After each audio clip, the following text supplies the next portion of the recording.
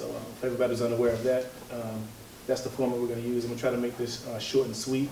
I don't know if Sister Ruth put out the listing of each topic that I'll be talking about, but for this week it'll be atheism and it's agnosticism, and I think after that is Buddhism, Hinduism, and we go into different isms. But today will be atheism. As you all know, atheism comes from the Greek word a and theos, means no God. And the definition of it is disbelief in God, or the belief that there is no God. Oftentimes people who are atheists say that they don't have a belief system or they don't have a belief, but disbelief also, from disbelief you can deduce what they actually believe. If I believe, or if I disbelieve in Santa, then I believe that gifts come to the gift comes under a tree from a different way. So if you don't believe in something, then there still is some affirmations that you can make from that. So if you don't believe in a God, you must believe that something came into existence without a cause. You must believe this universe came into existence from nothing. That organized information, that is information that is put into place and in sequence, came about by random events. That life did come from non-living things is what you have to believe. And that life came about from random events. In Surah 52, ayat 35 through 36, it reads, "Were they created of nothing, or were they themselves the creators? Or did they create the heavens and the earth? No, they have no firm belief." In other words, I don't know if people actually believe that there is no creator or there is no God. It's unfathomable to me that a thinking person would come to the conclusion that everything came into existence randomly and without cause, and without a being outside of this system in order to create it. People have different beliefs about a personal God, or a God that is involved in our personal lives, but that a creator created this universe or caused this universe to come into being is something that I think is illogical. Now, when you believe that this universe and everything came into being randomly and without a cause or without a creator, then you believe that you were created without purpose, without meaning. And that ultimately is the problem that I think atheists and those who don't believe in God or those who don't reflect on God have. Let's think about the word no purpose or purposelessness. The meaning or the antonym, actually the homonym, words that mean no belief or no purpose, is a coincidence, chance, an accident, a fluke, random, serendipitous, unexpected, unforeseen, unintentional, unplanned, and inadvertent. The antonym, the opposite of that, is deliberate, planned, designed, intentional, decided, and calculated.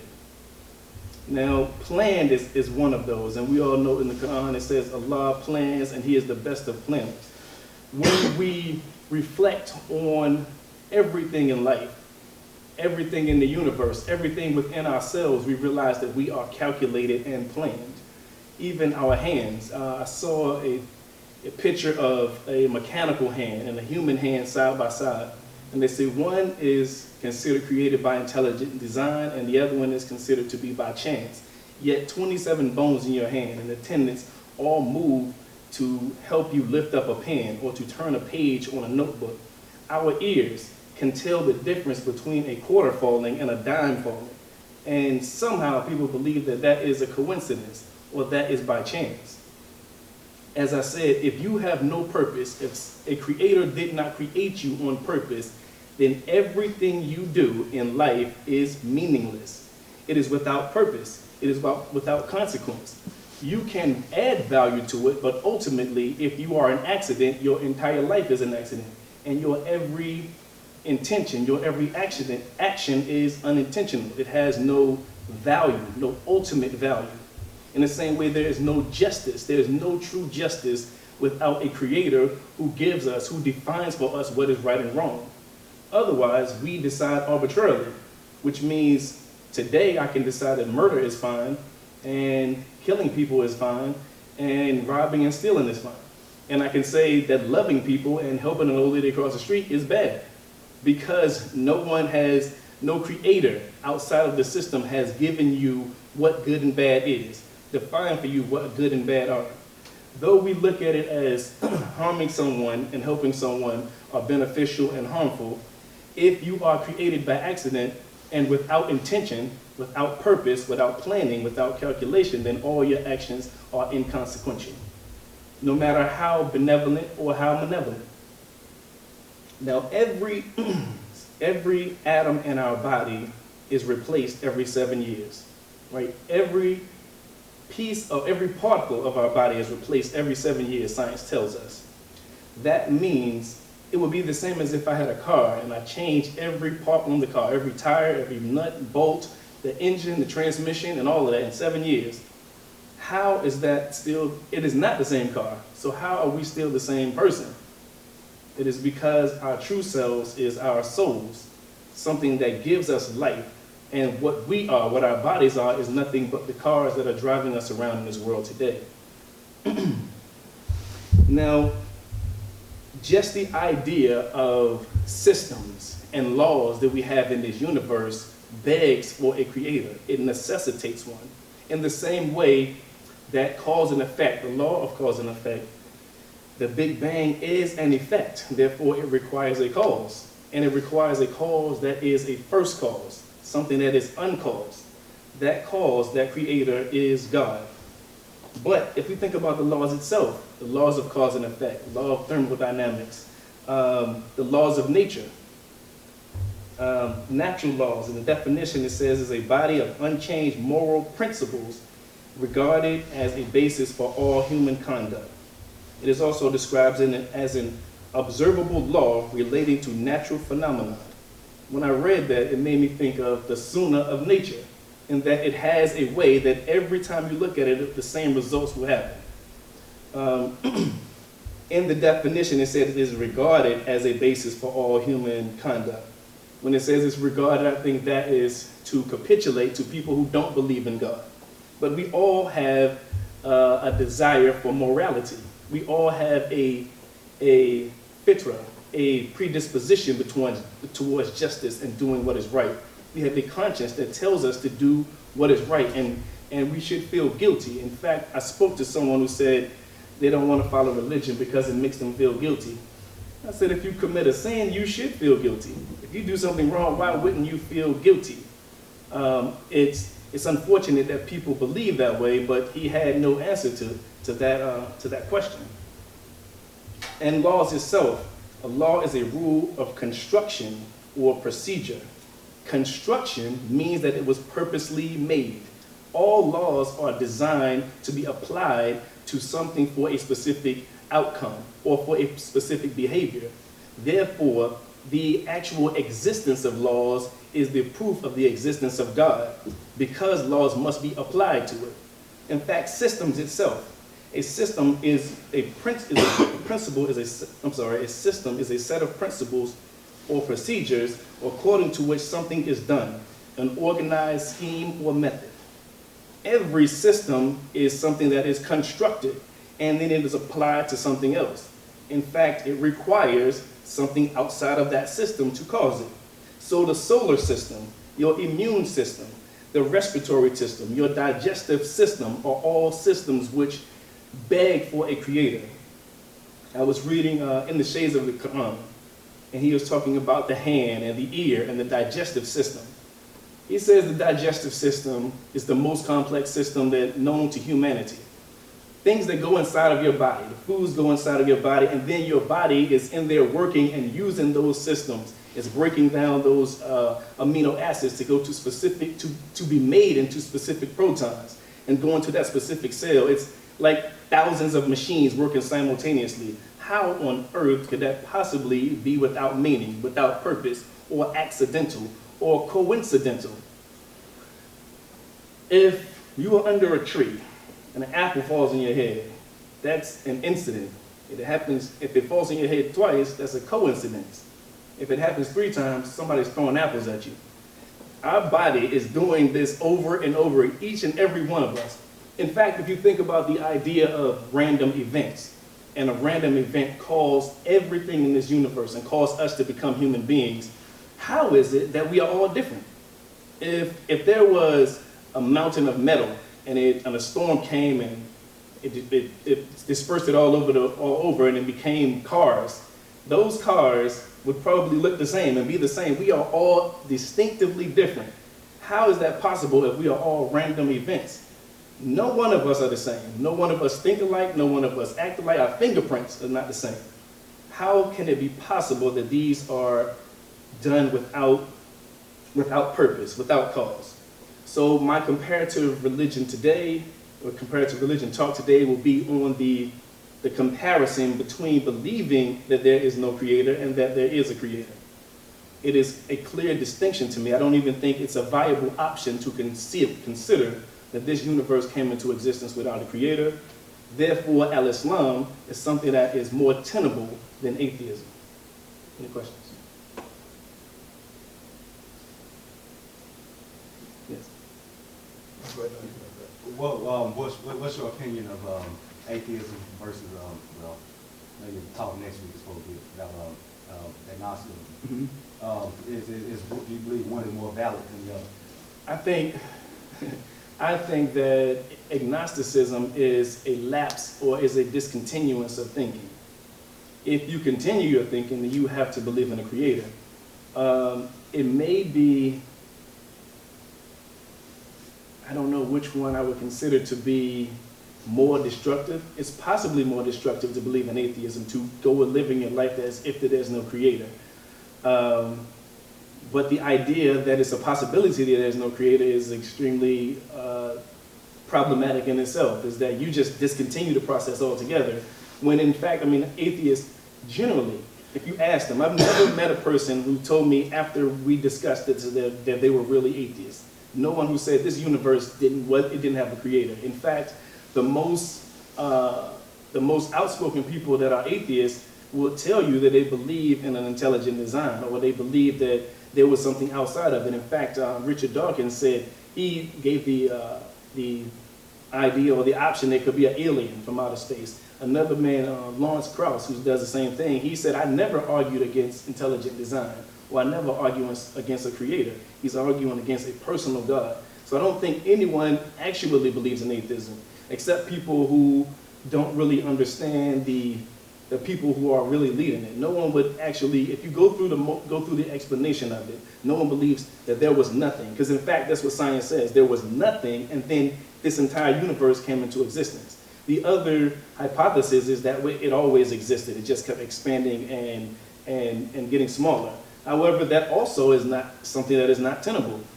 In order for us to get to the moment where we are today, then it had to be a beginning of events. And the Big Bang, from what they understand today, is that beginning. In order for there's nothing, as we understand it, there's nothing that is eternal, nothing that had no beginning except the love. And that is only logical and rational. So I don't know for sure. It's kind of a difficult question, but I do think that agnostics are those, and I think many people who are atheists, they find refuge in saying they're agnostics, or they make up words like I'm an agnostic atheist. I mean, how do you not know that you don't believe in God? It's either one or the other. There's no middle. In fact, Richard Dawkins, in his book, God Delusion, he said he is 6/7 of an atheist. Like, what is 6/7 of you? How you break it down into fractions? Either you believe there's no God, or you believe there is a God. There's no in between. Assalamu alaikum. I just wanted to get a clarification of the intent. Is the intent of the presentation to explain each one of these belief systems, what they really think, without assigning a value to it initially, and then doing a comparison? Because if I don't know anything about it, well, obviously, coming from me, it's a bias. It's going to be biased. All right. I mean, but I feel that I am giving the accurate description of what they represent. I've studied atheism, and I believe I'm giving the accurate representation. If someone came and they were an atheist and they told you about atheism, it wouldn't be anything different. In fact, Lawrence Krauss said specifically, our lives are inconsequential. Carl Sagan said that we place value on ourselves that we don't really have. He says, if you look from outer space at us, it's like a pale blue dot. And on top of that pale blue dot is human beings. So we are inconsequential. I'm not saying anything that they wouldn't say themselves. I'm just saying that belief is untenable. It is in fact dangerous in my estimation. No, I don't even think that's true, because if these big telescopes find a blue dot 20,000 light years away, they're going to be jumping for joy. Absolutely. And so, not only that, is the people on that pale blue dot can change everything in the universe. We have the ability to affect another planet. How can we be inconsequential? Yes. But you answered it already. There's no such thing as atheism. I don't think so. Anytime you spend anything you spend your time on, that's going to become your God. Absolutely, yeah. You believe in something. Yes. One way or another. In fact, not only that is we all have a system that we believe is the right system to follow. You don't just live your life throughout life and never come up with any axioms that this thing is true and this is how I'm supposed to live. Nobody lives that way unless you. And you kind of touched on it from another angle, but I've gotten into quite a number of discussions and debates with people who call themselves atheists, and from my observation, it's not that they're drawn to atheism, that they really don't believe in God, but they just don't like religion. Yeah, that is. And it's usually Christianity. Exactly. I've gotten in, I've tried to have a discussion with one guy about the origins of the universe, and what must have happened, what couldn't have happened. He just kept bringing up the Bible. Like the Bible, I mean, as if the Bible is the authority of Absolutely. They're looking at anything outside of it. What's that word? Cognitive dissonance? Dissonance is something that I can't remember exactly how you pronounce it. But I think what happens is some people have a religion that doesn't jive with their rationale, with logic. So they are forced to either live in denial, or if they accept it, then they say, well, nothing else can be true. And I've had that experience as well. I've spoken to someone, well, actually, I was talking to other people about it. We were in this website, and he was agreeing with me because he was actually studying Christianity. And he said, yes, Trinity is not in the Bible. It's something that was made up after Jesus and all of these things. Next thing I know, he's an atheist. And it's because everything that he had been living for, and he went to school for, he realized it was true. And he just had to accept that what he believed in wasn't true. And I never got the opportunity to tell him that just because what you believe in is not true doesn't mean there isn't any truth. And that always resonated with me. It lets me know that whenever you tell someone something, I think showing people care and love is by telling them if what you believe in may not be the truth. You can't just let people go on living the way they live without at least trying to tell them. But you also have to give them an alternative. A lot of times especially on social media, people say this is wrong, and then that's it. I mean, no one wants to have something that they believed in their entire lives to be crushed, and then there's no alternative to it. It drives people to saying things that they don't really believe, like God doesn't really exist. Yes. Comment here, sir. I guess two of the main words you said was you talked about school, school, and then what he was saying, people, they just don't know any better. All they know is the Bible, or they never even would even consider, thinking of that, because that's the only thing they heard. And so if that's the only thing they heard was the Bible or whatever, the only thing they heard was that.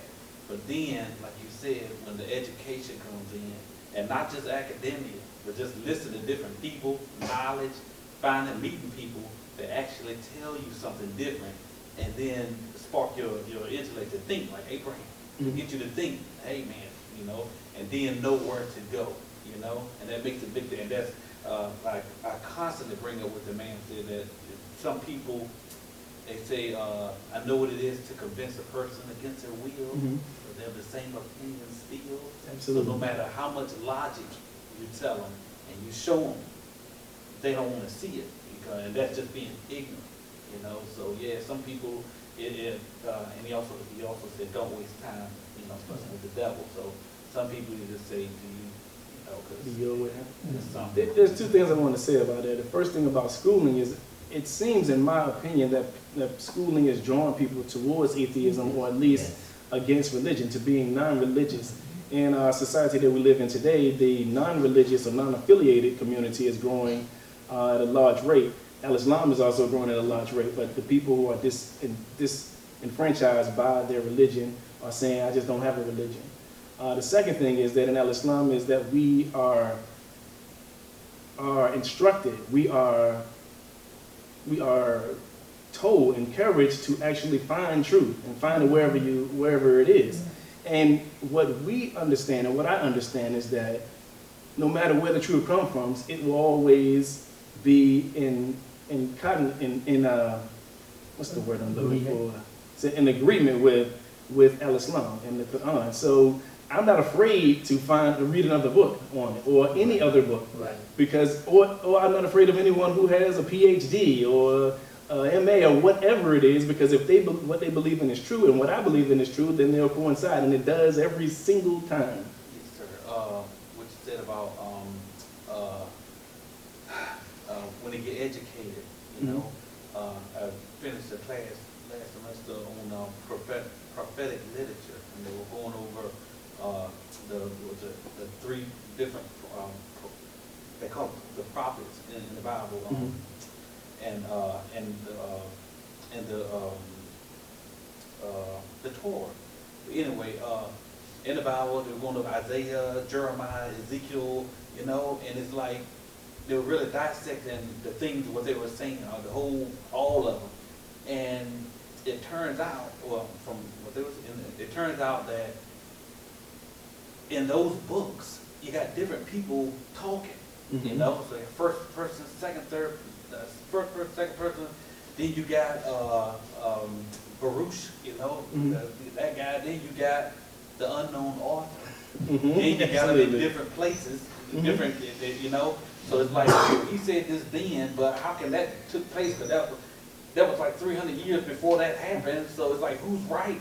So, and I told the professor, I said, well, truth is, while I'm doing all this, first thing is, I gotta know who's talking, right? I gotta know who's doing the talking, right? Then on top of it, once you know who's doing talking, none of it really makes sense. So it's hard. How can a person believe this when you got 4 or 5 different people talking? You know, so it's like, you know, it's just all on faith, I guess, or, you know, but There's 66 books in the Bible, in the Protestant Bible, 72 in the Catholic Bible, and they are written by different people. Some people are unknown. The people that they're attributed to didn't write those books. And as you said, the first, second, third person, it is history. It is some things in there that you wouldn't want to read to your daughter or your mother or your grandmother as well. It's all those things are combined, so you have to have a level of denial, because you can't believe the same thing. You can't believe 2 opposing things at the same time. It's impossible to, yet this book is filled with things that say the opposing things. If they understood Al-Islam, they would understand progression, however, and realize that those prophets were prophets of their time, and if you want to understand the truth and the ultimate truth, then you will follow Al-Islam. I see how Christians understand that Jesus, peace and blessings be upon him, or peace be upon him, was the continuation of what was in Judaism and how he helped to, or tried to reform Judaism. But they don't see that there was someone after that who reformed Christianity. If they merely accepted that, then they would be able to understand all of the prophets and all of those books that preceded them. All right, thank you very much.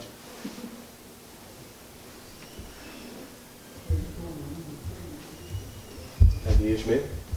Thanks, I sir. appreciate your logic. You're one of the mukhlisin. Imam Muhammad said the mukhlisin are those who follow the logic to his logical conclusion. And I like the way he lays out his argument, the logic to draw a conclusion about atheism and other things that he discussed. So if you have any questions for me, I'm here to answer, try to answer. And if not, That's fine, yeah. This brought up a question that I had for you a long while ago. But in talking to and discussing things, debating with a lot of different folks, I noticed that my kind of arguments to them by seeing that become more and more secular, because they don't believe what I believe in terms of religion. My question is, where do you think there's a line that should be drawn between, okay, you know this person is not a Muslim, this person may not even really believe in Islam, but you know, you can still get your point across in a secular, you know, without bringing in religion. Like, I guess the kind of conundrum I was kind of in is okay, is there a line that you know that there should be, because you know, again, I like Ismael says, you know, Islam is the truth. I mean, is there a point where you should bring in Islam even when you I think I understand your question. In other words, you're trying to convince people who are not based in religion, who have no real foundation in religion, or at least they claim to have no real foundation in religion, and you're talking to them and trying to get them to understand a truth, or the truth, and whether you should interject religion, religious concepts, or religious language, I guess, for example, quoting the Quran or whatever, and introducing them to Islam. I think is that what your question is?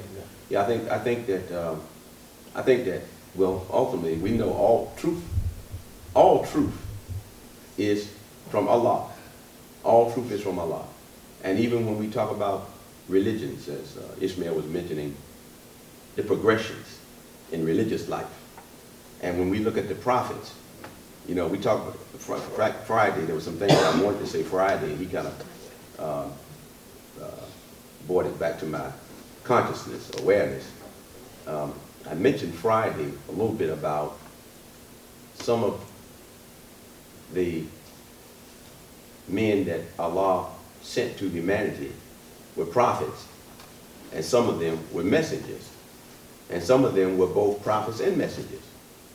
So, and we know that Muhammad, praise and peace be on him, is called the Khatam an-Nabiyyin, which means the seal of the prophets. He's the last one, And but he was also messenger. So one of the things that I didn't get a chance to talk about in Jummah Friday was the fact that what distinguishes, and we're careful not to say, Allah says, don't say that one is better than the other in terms of the prophets, messengers of God. So we don't mean it in that respect, but they have different roles. So the role of, if you look at all the prophets, and we believe that Adam even was a prophet. If you look at all the prophets, they had a role that was really specific to their particular situation and that condition and that time and that circumstance. And Allah gave them what they needed to address that environment, that circumstance, that situation. And then and in that area, even in the geography, that prophet was given what he needed to address or refute the lies and the misnomers, etc., that existed in that society. And then as man progressed, as humanity began to grow and expand, and man began to move to different areas and whatnot, and different problems arose in society, Allah would raise up another prophet. Now the difference is, Muhammad, the prophet, praise and peace be on him, who again is the last prophet, he's the seal of the prophets, and also in terms of him being a messenger. Now there's another difference. In terms of him being a messenger, the message that he was given is a universal message. The Quran is a universal message. Whereas the message that those messengers who came before him, it was specific for the circumstances and situations at that time. And what was given to Muhammad the prophet, the Quran was revealed to him, is universal. I'm saying all that to say, to answer your question, that it all leads back to the Quran. It all leads back to the ultimate truth. Wherever we find truth, Ismael mentioned it, he said the same thing. Wherever we find truth, it really leads right back to Al-Islam, which is, more specifically, it leads back to the Quran, the revealed word of Allah. And so I think that from a strategic standpoint, it's always wise. Well, I wouldn't say always, but many times it's wise to talk to people in a way that you can get the best results. And what I mean by that, I have family members, for example. I don't badger them over the head about Islam, Al-Islam. But they know that I'm different. They can just watch me. They observe me. They know how I used to act before I became Muslim, and they know how I act now, how I conduct myself now. They know I'm different. And sometimes your actions speak louder than your words. So they are drawn to respect me and to even question me when they have questions based on my character, if I'm making sense to you, you know. And so it's, in other words, they have something that they're struggling with, and they say, let's go and ask him. In other words, they know they don't know the answer. Well, let's go and ask him. You know, but they're not drawn to me so much by the fact that I'm always trying to shove something down their throat or constantly talking to them. They're drawn to me based on my character. And the character, so the character becomes like we're drawn to, and I mentioned Prophet Muhammad, praise and peace be on him, Friday. His character was called Azim. Khuluqin Azim. Mighty character. A mighty character. And we emulate his character. And we speak his words, we repeat his words, his hadith, but we emulate his character. Some people will say, do as I say and not as I do. Well, Muhammad the Prophet never said, do as I say and not as I do. What he said, he lived it. He lived what he said. What he preached, he practiced in his life. So a strategy always is, in my view, in most cases, is to, if you can, you have to talk to people on a level where you can reach them. And we know that the Quran, Allah's word, has the ability to speak to you on whatever level you're on. It has that ability. And so I don't care if a person is the wisest scientist in the world or the wisest theologian in the world. And then you got a person who might be uneducated in religion. The Quran speaks to the person on the level where they are. It has the ability to do that.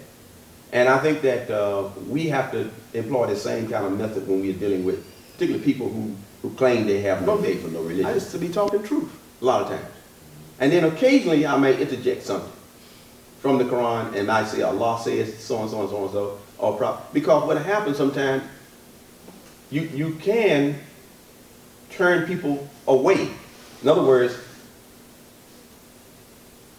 your intent, what you're trying to achieve, can become counterproductive.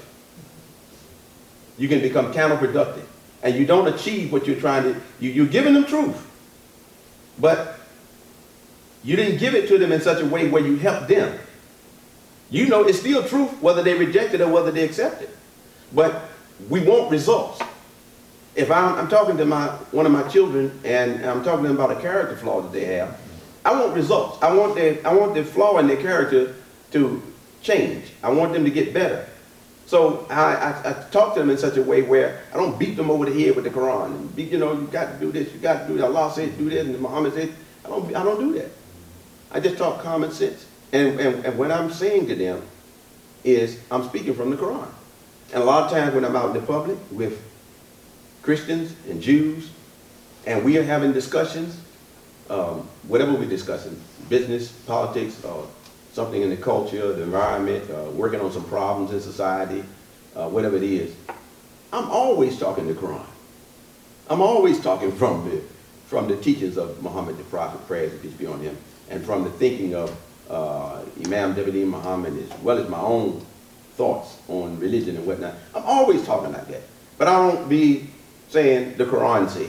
Right. You know, so I think that's the strategy that we have to employ, and I think we can get better results that way. You know.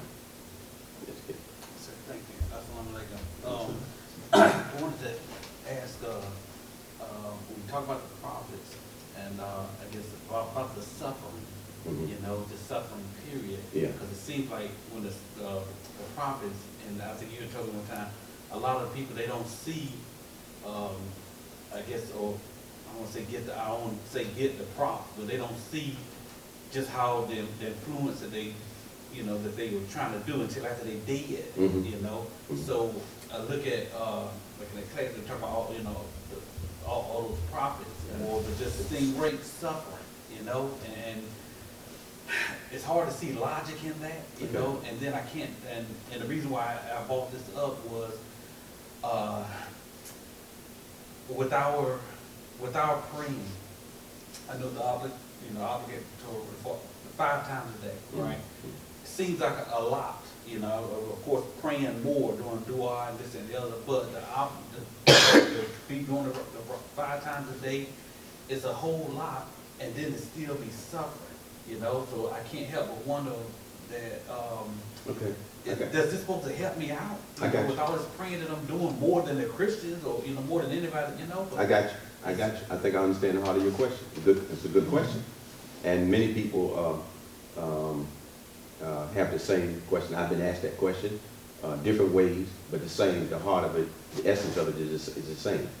And here's what we should understand, that yes, the prophets even suffer. And we study in the life of Muhammad, praise and peace be on him, and not only him, but others. They suffered.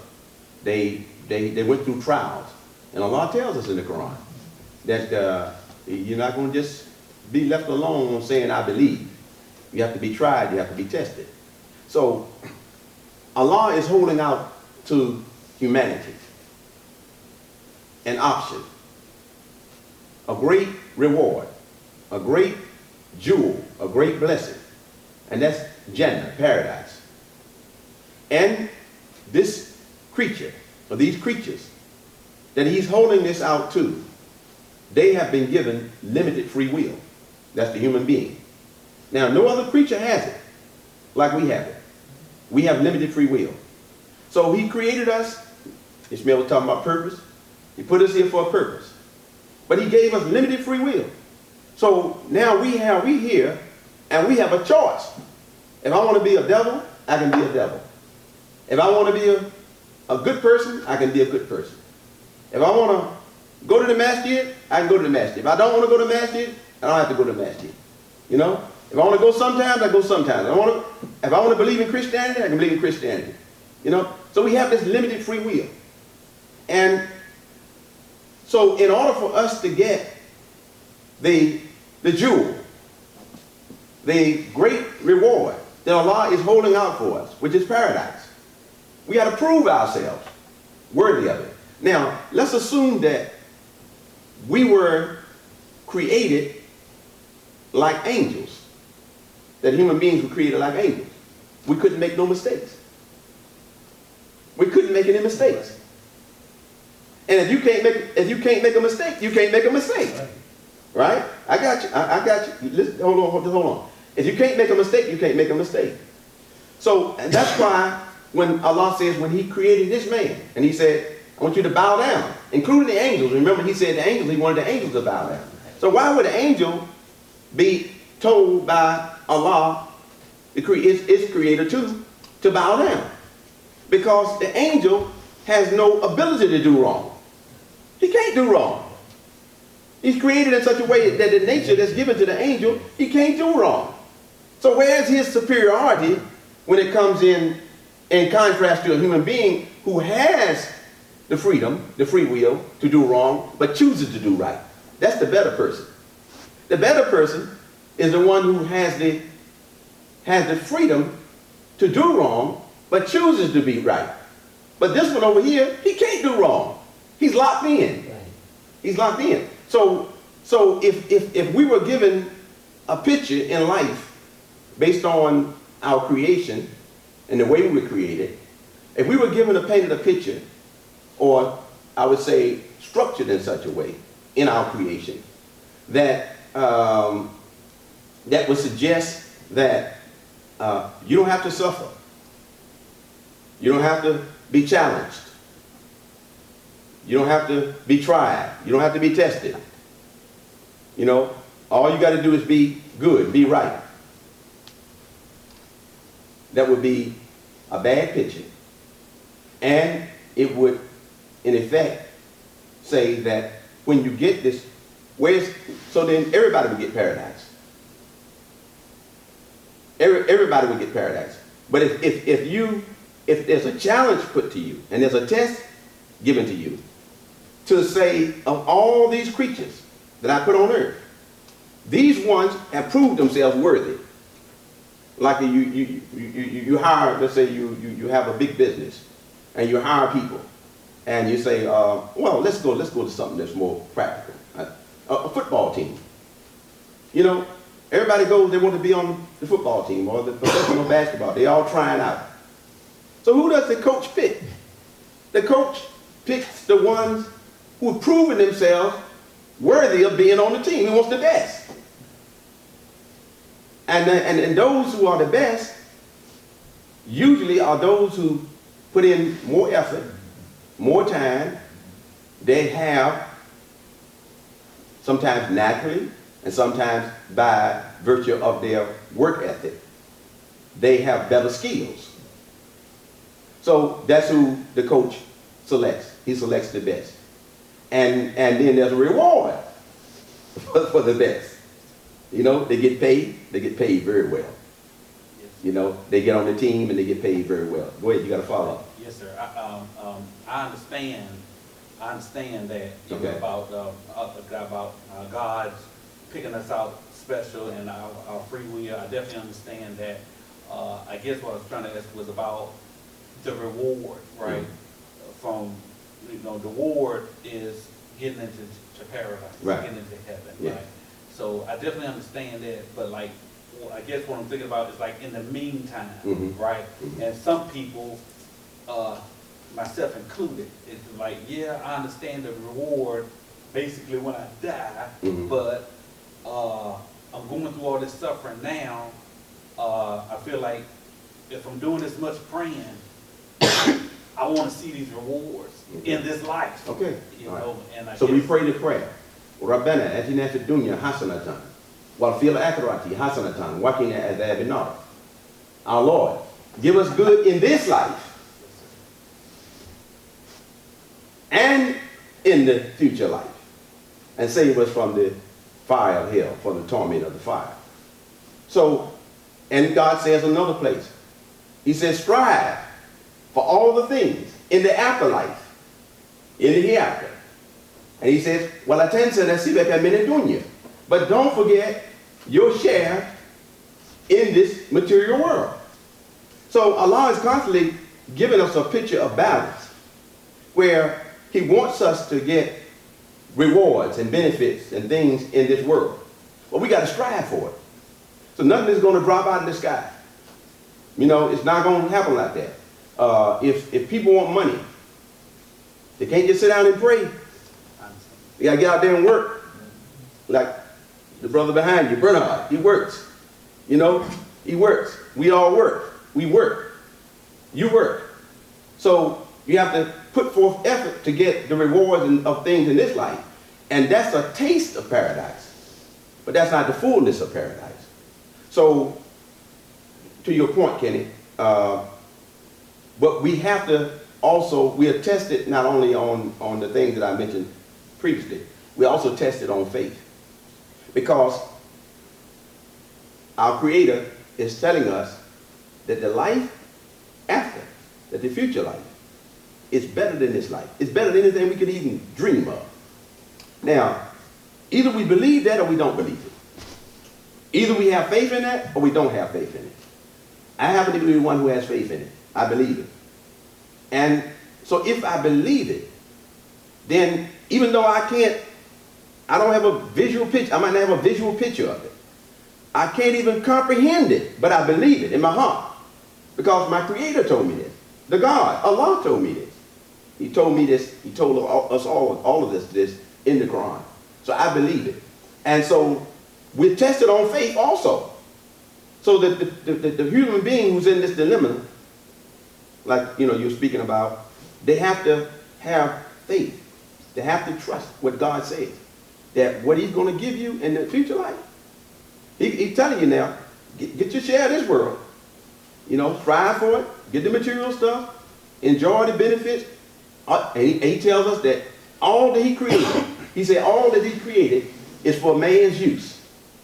And he tells us, go up to the heavens, and man has gone to the moon, and made use of, man has gone out in space, and made use of what's out there. We put satellites out there. And that's how we're able to use telephones and get messages. Man has done it. So Allah said he created that for man, to make use of it. Use it. He said use it. Use the water, use the land, use the skies, the planets, use it all. And get the rewards and benefits of those things in this world. We're only going to get, and he says, and the human being gets no more than what they strive for, and the fruit of your striving will soon come into sight. So, some of us strive hard for things, and some of us put forth a little bit of effort. I'll make this now, wrap it up. I hear people, I was just having a discussion with one of the imams yesterday, and we were talking about people learning Arabic. And I said, man, I can tell you how many Arabic classes I've started over the last 40 years. And you start out, sometimes class would be 20 in the class, 15 in the class, or whatever. And by the time you get to the third week, you got about 5 people. And of those 5, only 2 are really studious. And that happens, and they're not just me. You talk to any Arabic teacher. Muhammad, he's teaching. I know he's bearing witness to what I'm saying. He's teaching spoken Arabic language right here in the Masjid. He's making it available to those who want to learn. And it always starts out with a larger number, and then after a while, but you've got some who will stay with it. They are tenacious, they're aggressive, they're studious, and they stay with it, and they learn, they benefit. But the one that hits and miss, comes to class every now and then, or, oh, brother, well, I got to get back to it, man. I fell off a little bit. I ain't been studying like it. See, so the blame is on the individual. If we don't get the benefit, it's available to us, but we have to put forth a certain amount of effort in order to get the benefits of things that Allah offers to us in this world. And as you said, praying alone ain't going to get it. Praying is a part of it. We can't leave off prayer. We have to pray. Humanity did not fall until they forgot prayer. So we have to pray. So I'm so sorry, but I just gotta ask you. So with the praying, like I'm doing 5 times a day, is that gonna give me, my blessings? Yeah. Agree, but if I every time I pray, I'm gonna get, blessings. Well, it doesn't work like that. It doesn't work like that, because if it worked like that, see, here's the point. Let's say that it worked like that. All the person got to do is sit back and pray. Right. I understand. Yeah. So it doesn't work like that. Right. The praying is an acknowledgement. First of all, it's an act of obedience. Praying is an act of obedience. So God says pray. So I'm going to obey my Lord. But God said, will I get anything out of that? My Lord told me to do this, I'm going to do it. God says, don't eat pork. Like we say, you can come up with various reasons as to why you shouldn't eat pork. From a scientific or from a health perspective, we shouldn't eat pork. But as Muslims, what is the main reason we don't eat pork? Because God said don't eat it. That's the main reason. The main reason is out of obedience to God. And then everything else is like fringe benefits. It's a fringe benefit. I'm not eating it. My God said don't eat it. My Creator said don't eat it. I'm not going to eat it. But here's a fringe benefit. My health is better. My health is better as a result. So we have to do certain things out of obedience and out of faith, and we will get rewards. See, one thing I know I'm living proof, and I'm not the only one. I'm just saying I know within myself that if you obey Allah if you do what God says do, he will bless you. And he will bless you in the way that you need to be blessed. We have ideas about what we want and how we want to be blessed. But my prayer, and as I have recommended this, I've said this to you all several times, ask Allah to give you what he wants for you. Right. And not so much what we want for ourselves. Because I could be satisfied with a car, a nice car. Give me, oh Allah, help me get a 2016 Cadillac or whatever. I could be satisfied with that.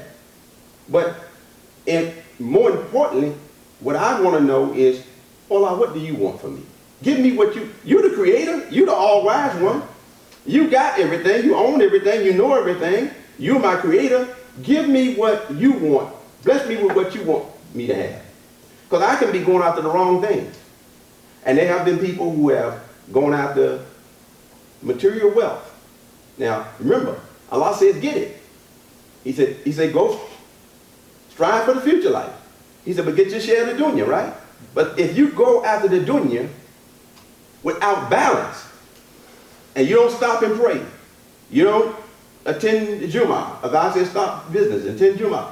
If you don't do it in a balanced way, pretty soon, you're just going after the dunya, after the dunya, after the dunya. Pretty soon, he said, where's brother so-and-so? Where's sister so-and-so? Oh man, they out there in that world, man. They got plenty of money, but they lost their faith. Yeah. So I hope that helps a little bit. A great deal. Yes. Alhamdulillah. I'm sorry, Tom. Assalamualaikum. No, in fact, that was one of the 2 points I was making, what you just said there, is that sometimes I find that I may be asking for these things, but the thing that I'm trying to tell God what I need. Yeah, right. But actually, I should be exactly right. what you just actually said. Yeah.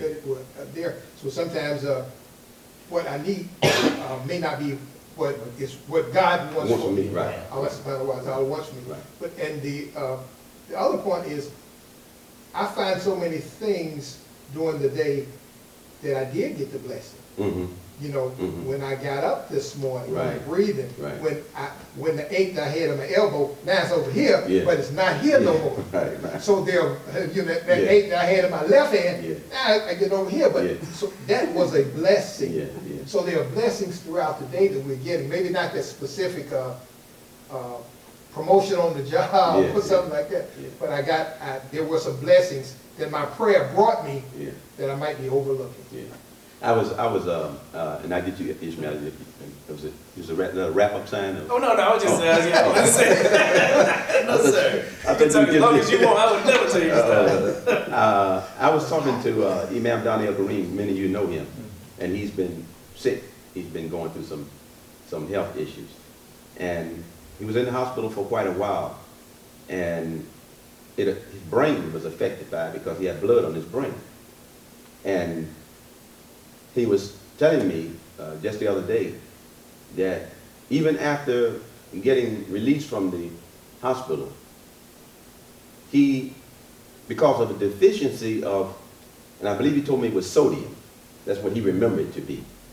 He couldn't remember exactly what the neurologist told him, that when the brain is deficient of sodium, I believe it was sodium, the neurologist explained to him how a deficiency of sodium affects your whole body, because it affects the brain, and then in turn it affects the whole body.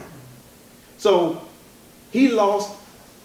Now here's a man who's been teaching Arabic for a long time, all the way back with Imam Muhammad as a child. They were learning Arabic as children in school in Chicago, and he lost his ability to write. And he told me, he said, Fareed, he said, I can write like car, calf, or 2 letters or whatever. He said, then my hand would do like this. He said, the writing with my hand would go across the page like that. He said, I couldn't make letters. He said, I lost the ability to write. He said, my thoughts, my thinking, when I trying to think, he said, hard to explain to you. He said, your mind be all over the place. He said, that my mind was so active. Now this is a deficiency in the brain. He said, my mind was so active He said that I wanted to write things down. That's how he realized that he had lost his ability to write. He said, I wanted to write things down. He said, I just wanted to write about this and write about that. He said the mind gets real active in this condition that he had. And he said, but I found out I lost my ability to write. But anyway, to fast forward, Allah has blessed him to regain his ability to comprehend that the deficiency that he had in the brain, and I think it was sodium or whatever it was, they've been treating him, they've been giving him what he needs, and they have minimized that. He's regained his ability to write. And so that's a reward, as you were saying. He said he's just talking about how you can't take things for granted. He's more appreciative of that, I'm sure, than if somebody came and said, here's $1 million. You know, so, yes, Ismael. I was going to say something about what he said, but I also was thinking about what you just said about not eating pork and how's it a benefit of it. And it reminded me of what Brother Devon said, is that if you talk to him about not eating pork and you talk about the benefits of it, that came from the Quran. Right. In the same way, if you don't drink alcohol, I mean, there's benefits to that, and that comes from the Quran. You don't have to let them know, or they'll find out eventually. But those things, you can tell them everything that's science, involving science, you'll find it in the Quran, or something that is beneficial to you. And that's the reason Allah tells you not to, but if you avoid what he tells you not to avoid, you get some benefits from it. Yeah. But what I was going to say about what Brother Kenny said was, I try to talk to people, tell them the difference between prayer and worship. Like the salat to me is like a worship. You are worshiping Allah. What you're asking for over and over again is guidance into the straight path. The dua, you can ask him for what you want. If you want to help me get out of this struggle, or help me get a promotion, or help me do whatever. But the salat to me is God consciousness. I'm thinking about God. I stopped doing everything I can so I can think about God for these 5 times during the day. And I think that kind of comes from our Christian background, is that we think of prayer as I'm asking for God to help me do this or help me do that, but we all have some jihad. We all have some struggle, and from struggle is what you get, like you said, you get the blessings for. It's not from worshiping God. Yeah. Someone was going to say, the number of times that we pray. And in a society like we live in, it can become a challenge. It is a challenge. It is a challenge to pray 5 times a day. Now we got to remember that there was a time in the history of the prophet where they prayed 100 times a day, and it reduced to 5. And the 5 speaks to your 5 senses, to make us conscious, aware in our 5 senses that we need to give respects, pay homage, praise our Lord and our Creator. So it has meaning also, it has meaning, significance. Yes. There's one more kind of different perspective on the prayer remark and question. Somebody was trying to explain a lot a couple of weeks ago when we were leading here about the formal nature of the prayer. And how the blessings you receive from 5 times a day, the different steps.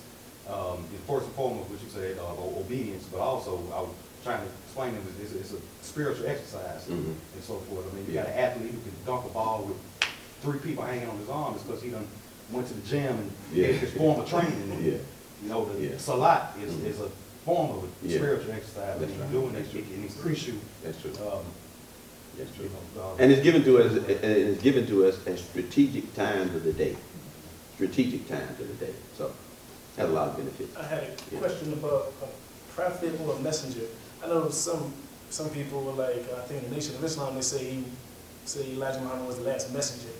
Does a prophet include a messenger? But you know what I mean when he says he's the last. It says he's the last Nabi, right? Khatam and Nabi. It doesn't say he's the last messenger. Say he's the last prophet. Can you? And which means that in terms of a prophet is a model who comes with a message many times, but also a model, an example of how we are to live our lives. And when we look at it in its totality of the prophethood as a whole, we see, you mentioned the word, the progression the steps of progression. It's clearly given in the ascension, you know, where Muhammad the prophet, you know, it was Jesus and John. There was Adam on the first level, Jesus and John on the second level, and Yusuf on the third level, and Idris and Aaron and Moses and Abraham, and then the prophet led them all in Salat. It's showing a progression of the potential that the human being has to progress in his or her life, in our individual lives. We have the same capability, potential in our individual lives to progress like that, to move up that ladder. And so, messenger, he's not the last messenger. And many Muslims incorrectly say Muhammad is the last messenger. No, it doesn't say he's the last messenger. So the last messenger will be, who is it, Muhammad? The one that blows trumpet. blows the trumpet. It's Rafiq. Yeah, it's Rafiq. Okay. He knew I asked him who was it. Because I mistakenly said it was Jabril last time. Yeah, it's Rafiq. The one of the angels. That's the last messenger. Yeah. So, yeah, so the confusion, I know that teaching that they have about, no, but we can't say, now, let me get very, very particular right here. We also have to understand that there's some who say there are more than 25,000 prophets. We don't know how many prophets there are. Only Allah knows. But we do know this, and we know this because Allah tells us this, that there are many more prophets than what is mentioned in the Quran and the Bible and the Torah combined. Many more prophets. But the ones that were important for us to know about, they're mentioned in the Quran. They're mentioned in Scripture. So, and they represent something, and we study them as figures in terms of, in relationship to our lives as individuals. We'll see how that can help us. You know, like I was mentioning the ascension, you know, and we have to study what did Adam represent in that ascension, in that ascension? What did Jesus and John, two of them on the second level, what did they represent? Not just that they were Jesus and John, but what did Jesus and John represent? What did they have to do with me as a person, as a human being? What did Joseph represent on the third level? What did Idris, you know, whose name comes from a word that means to study, or he studied, Darasa, and so on and so forth. What did Aaron represent? What did Moses, you know, when you look at it, what did Moses do? Moses was trying to establish government, you know, and we have to have government. Each one of them speaks to something that we needed in our lives. We need government in our lives. We need to be educated. Idris really alludes to education, the need for the human being to be educated. And I want to go into the whole picture, but yeah, there's a difference. There is a difference, clearly a difference. I just wanted to follow up about Luqman. Was he a prophet, or I know that sometimes when I read it, he's like a sage, but he wasn't a prophet. I don't know. Well, he's given, when he's listed in all the research that I've seen by scholars, he's listed as a prophet. Okay, we got to wrap up.